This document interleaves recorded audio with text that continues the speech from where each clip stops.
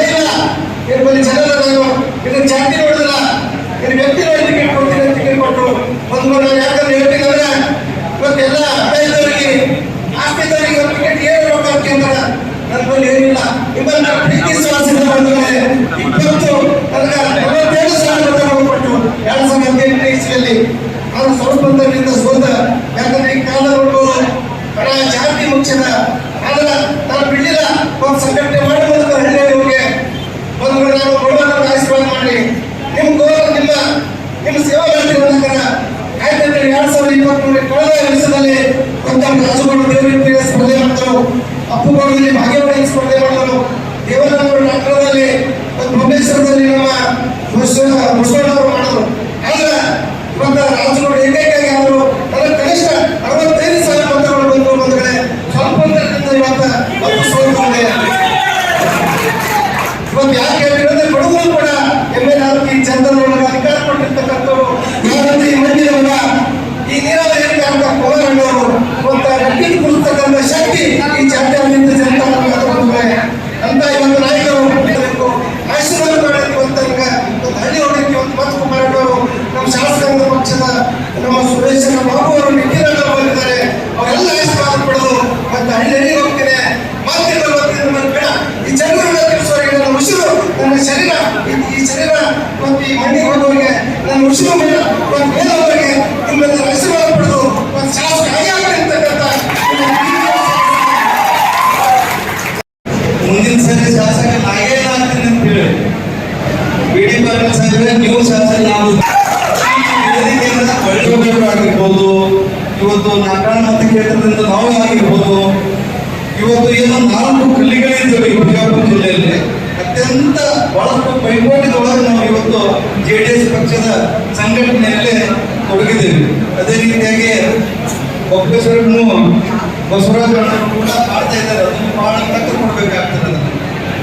ನಾನು ಒಂದು ವಿನಂತಿ ಮಾಡ್ಕೊಳ್ಳೋದಷ್ಟೇ ವೇದಿಕೆ ಮುಖಾಂತರ 4 ನಾಯಕರುಗಳಿಗೆ, ಬಿಡಿ ಪಾಟೀಲ್ ಸಾಹೇಬ್ರ ತಾವು 3-8 ಕೇಂದ್ರ ತಮ್ಮ ಸಮಾಜ ಗಟ್ಟಿ ಮಾಡಿ, ರಾಜಗೌಡ ರಾಜಗೌಡರು ಅಪ್ಪುಗೌಡರು ತಮ್ಮ ಸಮಾಜದ 8 ಮತಕ್ಷೇತ್ರದ ಸಮಾಜನ ಗಟ್ಟಿ ಮಾಡಿ, ಈಗ ನಾನಾಗಿ 8 ಮತಕ್ಷೇತ್ರದ ಬಗ್ಗೆ ಸಮಾಜ ನಾನು ಗಟ್ಟಿ ಮಾಡ್ತೇನೆ. ಯಾಕೆ ಕುಮಾರಣ್ಣವರ ಶಕ್ತಿಯನ್ನು ಬಲಿಪಡಿಸೋದು ಆಗಿಲ್ಲ ನಮಗೆ, ಅದನ್ನು ಖಂಡಿತವಾಗಿ ಆಗ್ತದೆ. ಈ ಕಾರ್ಯಕ್ರಮ ಹೆಚ್ಚಿಗೆ ಮಾತನಾಡದೆ ಇವತ್ತು ಬಂದಿರತಕ್ಕಂಥ ಮಾನ್ಯ ನಿಖಿಲ್ ಅಣ್ಣವರು ಆಗಿರ್ಬೋದು, ಮಾನ್ಯ ರಾಜಗೌಡರು ಆಗಿರ್ಬೋದು, ಮಾನ್ಯ ಸುರೇಶ್ ಬಾಬು ಅವರು ಆಗಿರ್ಬೋದು, ಮಾನ್ಯ ಜಿಲ್ಲಾಧ್ಯಕ್ಷರಾಗಿರ್ತಕ್ಕಂಥ ನಮ್ಮ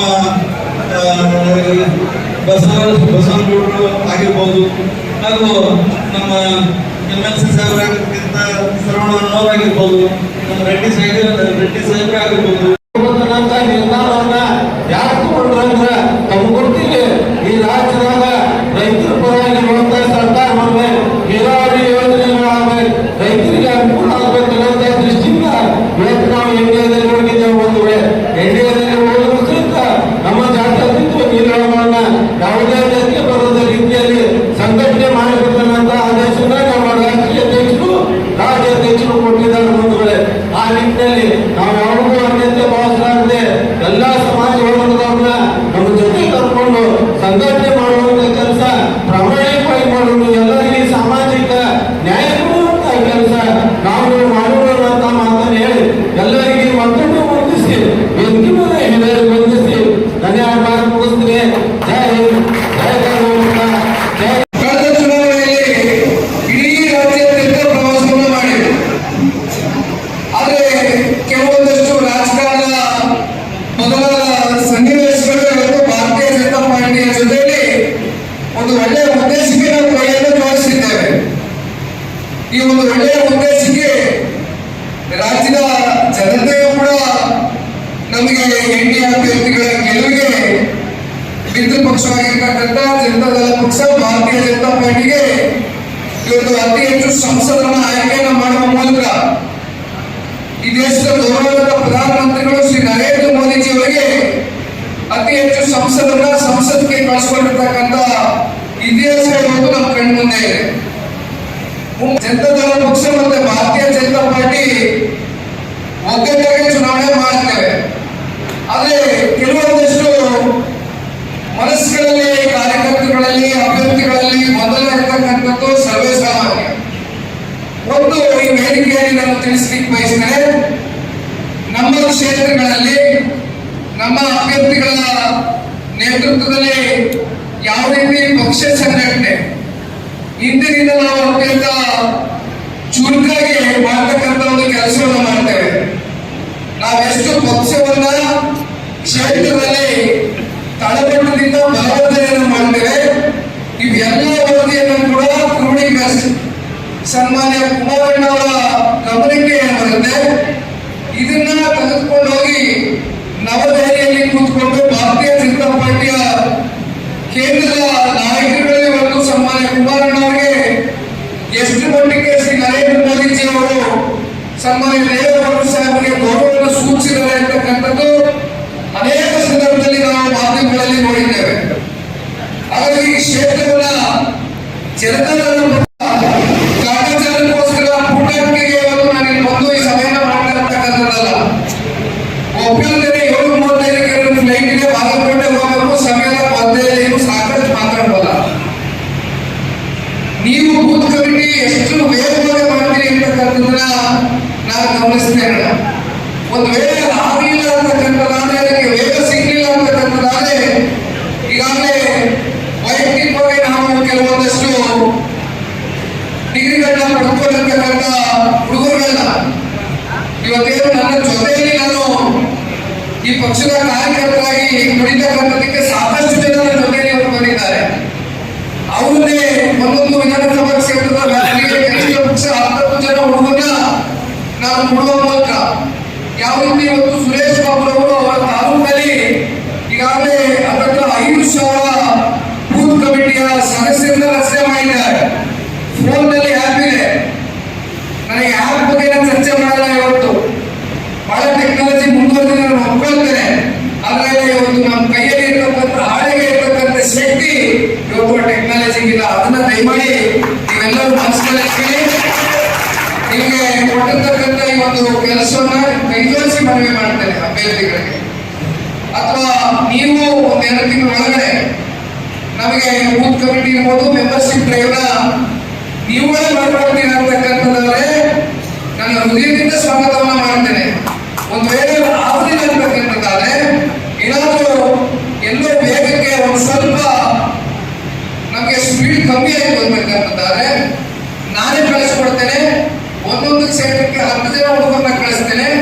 ಯಾವ ರೀತಿ ಬೇರೆ ಬೇರೆ ಕ್ಷೇತ್ರದಲ್ಲಿ ಯಶಸ್ವಿಯಾಗಿ ನಮ್ಮ ಮೆಂಬರ್ಶಿಪ್ ಡ್ರೈವ್ ಬೂತ್ ಕಮಿಟಿ ಆಗುತ್ತೆ, ರಾಜ್ಯದಲ್ಲಿ 31 ಜಿಲ್ಲೆಗಳಲ್ಲೂ ಕೂಡ ಬೂತ್ ಕಮಿಟಿ ಮತ್ತೆ ಮೆಂಬರ್ಶಿಪ್ ಡ್ರೈವ್ ಆಗಲೇಬೇಕು ಅಂತಕ್ಕಂಥದ್ದನ್ನ ಪಡೆದುಕೊಂಡು ಇವತ್ತು ನಾನು ಇಲ್ಲಿ ಅಂತಕ್ಕಂಥದ್ದನ್ನ. ಯಾಕಂದ್ರೆ ದೇವೇಗೌಡ ಸಾಹೇಬರ ಮನಸ್ಸಲ್ಲಿ ಒಂದು ನೋವಿದೆ. ಮೊನ್ನೆ ನನಗೆ ಮನೆ ಕರೆಸ್ಕೊಂಡ್ರು, ಹೇಳಿದ್ರು, ನೋಡಪ್ಪ ನಾನು 1999ರಲ್ಲಿ ಮೆಂಬರ್ಶಿಪ್ ಡ್ರೈವ್ ಬೂತ್ ಕಮಿಟಿ ರಚನೆ ಮಾಡಬೇಕು ಅಂತಕ್ಕಂಥ ಸಂದೇಶ ಕೊಟ್ಟೆ. ಇಲ್ಲಿವರೆಗೂ ಅಂತಂದ್ರೆ 25 ವರ್ಷ ಆಗಿದೆ. ಯಾವುದೇ ಬೂತ್ ಕಮಿಟಿಗಳಾಗಿ ಯಾವುದೇ ಮೆಂಬರ್ಶಿಪ್ ಸದಸ್ಯತ್ವ ಅಭಿಯಾನ ಆಗಿ ಸಮರ್ಥವಾಗಿ ಯಶಸ್ವಿಯಾಗಿ ಯಾರು ಕೂಡ ನನಗೆ ಇಲ್ಲಿವರೆಗೂ ಮಾಡಿಕೊಟ್ಟಿಲ್ಲ. ಆಯ್ತು, ನಿನ್ನ ಹುಮ್ಮಸ್ಸು ನಾನು ಕಮ್ಮಿ ಮಾಡಲಿಕ್ಕೆ ಇಷ್ಟಪಡೋದಿಲ್ಲ, ನಿನ್ನೊಬ್ಬ ಯುವಕ ಇದೆಯಾ, ಒಂದು ಹುಮ್ಮಸ್ಸಿನಿಂದ ಹೊರಟಿದ್ಯಾ, ನಿನ್ನ ಕೆಲಸ ಮುಂದುವರಿಸು ಅಂತ ಹೇಳಿದ್ರು. ಹಾಗಂತ ಇದ್ದಾಗ ನನ್ನ ಮನಸ್ಸಿಗೆ ಒಂದು ಛಲ ಹುಟ್ಟಿದೆ. ಇವತ್ತು ಸನ್ಮಾನ್ಯ ದೇವೇಗೌಡರು ಸಾಹೇಬರು 92 ವಯಸ್ಸಿನ ಒಬ್ಬ ವ್ಯಕ್ತಿ. ಆದ್ರೆ ಇವತ್ತಿಗೂ ಕೂಡ ಅವರ ಮನಸ್ಸಿನಲ್ಲಿ ಪಕ್ಷವನ್ನ ಕಟ್ಟತಕ್ಕಂಥ ಛಲ ಬಿಟ್ಟಿಲ್ಲ. ರಾಜ್ಯದ ರೈತರ ಮಾಡಿ ಇನ್ನು ಸಾಕಷ್ಟು ವಿಷಯಗಳಿದೆ. ನಿಮ್ಮ ಊಟದ ವ್ಯವಸ್ಥೆಗಳು ಕೂಡ ಆಗಿದೆ. ಇಷ್ಟೊಂದು ಪ್ರೀತಿ ವಿಶ್ವಾಸದಿಂದ ನಮ್ಮನೆ ಸ್ವಾಗತ ಕೋರಿದ್ದೀರಿ. ಯಾವ ಮಂಡ್ಯಕ್ಕೂ ಯಾವ ಹಾಸನಕ್ಕೂ ಕಮ್ಮಿ ಇಲ್ಲ ಇವತ್ತು ವಿಜಯಪುರ ಜಿಲ್ಲೆ ಎಲ್ಲರೂ ಸಾಬೀತು ಮಾಡ್ತೀರತಕ್ಕಂಥ ಆತ್ಮವಿಶ್ವಾಸದಿಂದ ಇವತ್ತು ನಾನು ನನ್ನ ಮಾತನ್ನ ಮುಗಿಸಿ ವಿರಾಮವನ್ನು ಕೊಟ್ಟು ಬಾಗಲಕೋಟೆಗೆ